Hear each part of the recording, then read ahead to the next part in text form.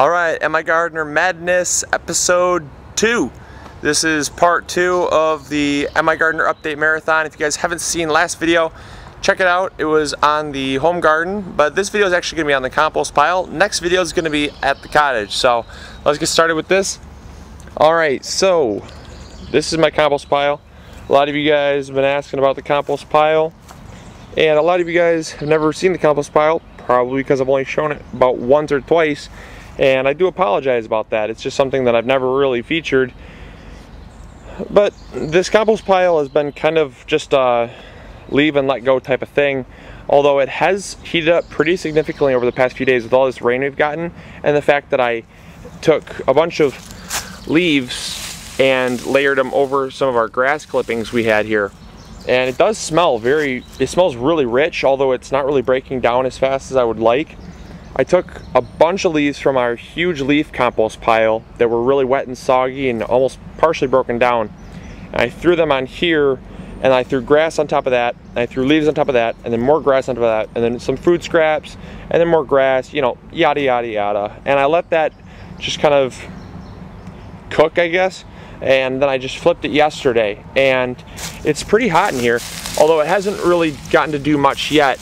You can see that it's starting to break down. It's definitely hot in here. It's hot for sure in the center of this. It's steaming a little bit, and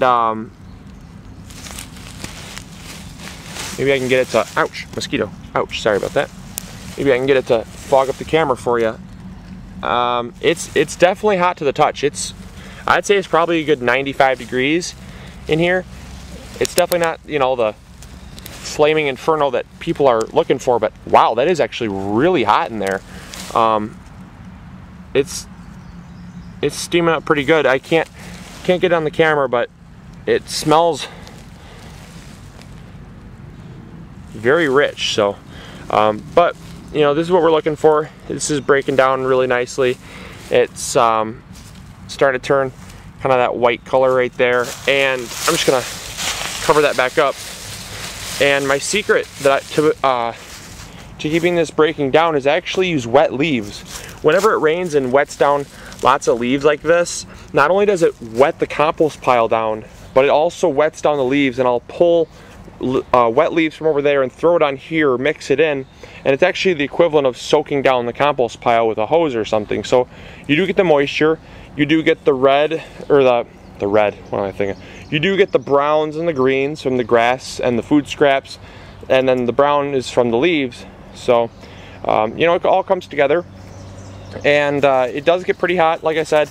I've never really known it to be a hot compost pile because, like I said, I typically just throw it up together and turn it maybe once or twice a year. So I was surprised when I flipped it and saw how hot it got, but you get what you get, and I'm pretty pleased with it. So hopefully we'll have some fresh compost by the end of the year that I can throw on the fall beds to amend for springtime.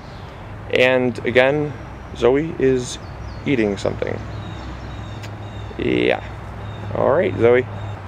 All right, so I know this episode is pretty short, but I know a lot of people also wanted to see my compost pile and kind of how I did things. So yeah, really no science. I don't do much to it. It's just here, and I throw pretty much anything that'll compost down, I'll throw it on here, as long as it's not like processed food, meats, greasy things. Other than that, it's fair game for the compost pile. So hope you guys enjoyed this episode. Hopefully you guys learned something new, and as always, this is MIgardener reminding you guys to grow big or go home. Catch you guys next episode. See ya. Bye.